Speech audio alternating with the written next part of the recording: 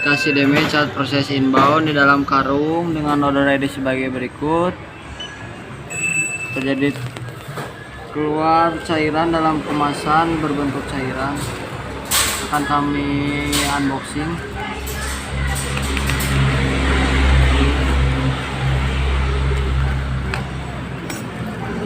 Basah Bapak.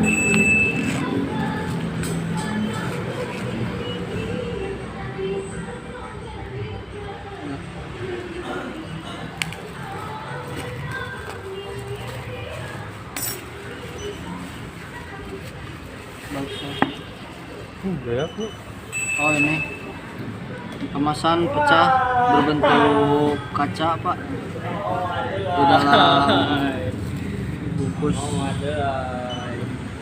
Kan kami proses untuk kemudian Pak. Terima kasih.